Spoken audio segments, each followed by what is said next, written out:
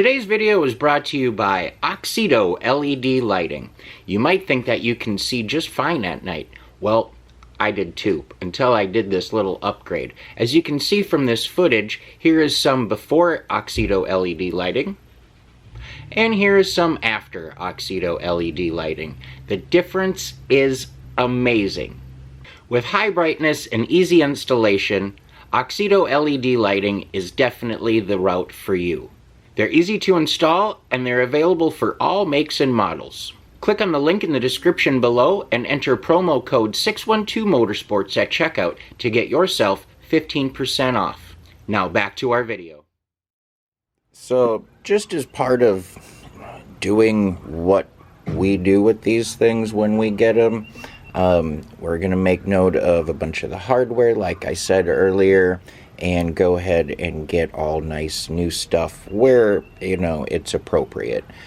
Some spots there's a hole on the firewall and right by my finger there, and that might just take like a nice plug, you know, a rubber or a plastic plug to fill that in, just to kind of make that go away, because whatever was there left a nasty mark. So we're going to kind of do that kind of stuff. I am going to be taking these cables here and soaking them in a little bit of aluminum acid, along with a couple of the brackets and this distribution block down here, some of the fittings, just to kind of brighten that stuff up. But our cleaning here did a pretty good job of the carbs.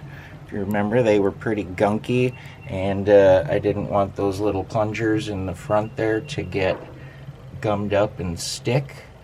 I do want to clean and spray all of my movable parts, the springs, and make sure everything is well lubricated. I might use a little graphite or something of that nature. Dry lube on those is always kind of a good deal there. Everything cleaned up nice as far as the intake even goes. Just using a little degreaser, diluted pretty heavily, but all of the gas and whatever spills are gone, so that looks really nice. But like I said, we're going to hit some of that with some acid and clean up a little bit. We are going to do the block here, like I said, all of the fittings, the AN line ends, this little block here, we will be pulling the cover and getting new hardware here, all the little connections in the ends. We're going to clean up the top of that unit there and just kind of spruce it up. We still got to tackle these acorns and this horn down here. So I think I'm going to remove the horn next, just so that I can get that side of the wheel well area open and cleaned out, and then I can kind of see what we're working with also, so I can get room for those acorns, because that's going to be coming up here shortly as part of our next steps. So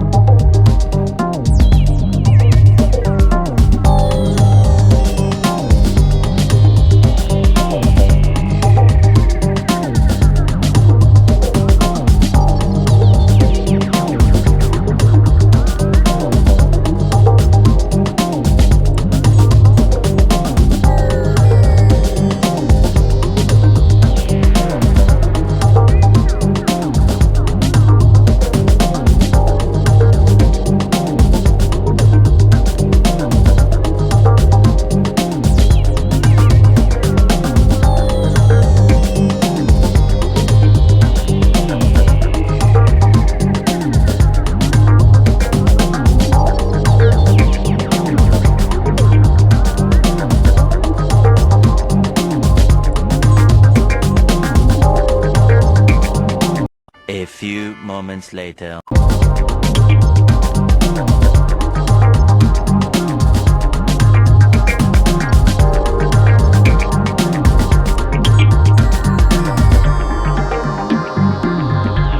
Alright, well, we got everything done. It was a late night, but we got it all wrapped up, and because it was such a late night, I didn't really do a whole lot of filming because I just wanted to get things wrapped up because I am heading back to Minnesota here soon, so I just want to make sure we got things to a point where we felt comfortable leaving it. So let me go over what we did. We went ahead and we painted up that bracket nice. We got a new battery put in. We cleaned out the battery tray itself.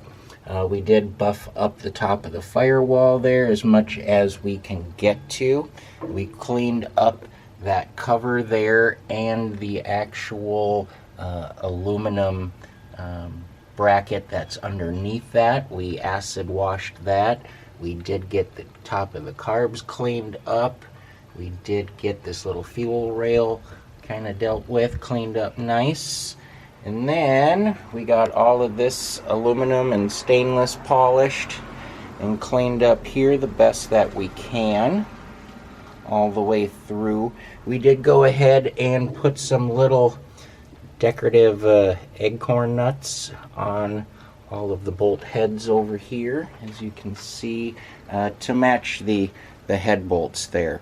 Now, what we ended up having to do is drill holes in each one of these and throw some penetrating oil down in there because they were all seized up pretty hard.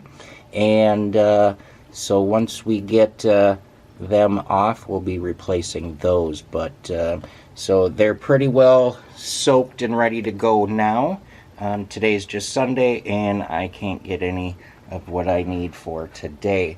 We did get the horn put back in, new hardware holding all of that stuff in with nylon washers and stuff, just so we don't have any vibrations. We did use nylock nuts so that we don't have to worry about any of them coming off or getting loose over time. We did find little red dice caps for our valve stems, so we got a few little things done, but the big stuff here under the hood is what we really wanted to tackle, and she looks really good and cleaned up now. I feel pretty good about leaving it in this shape.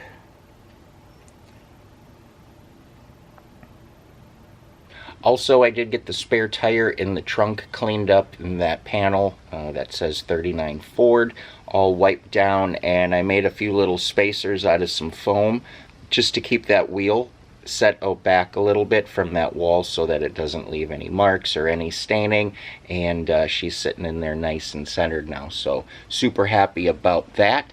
It was great to be back here at HQ. I hope you guys enjoyed. It is always a pleasure. We will be back shortly here to the Florida HQ. You guys know I can't stay away too long. This is definitely home for me, and this is where my soul needs to be. So we'll be back very soon and bringing a lot more content. That's going to wrap things up for us here today on the 39. I hope you enjoyed. As always, stay positive, work hard, and make it happen.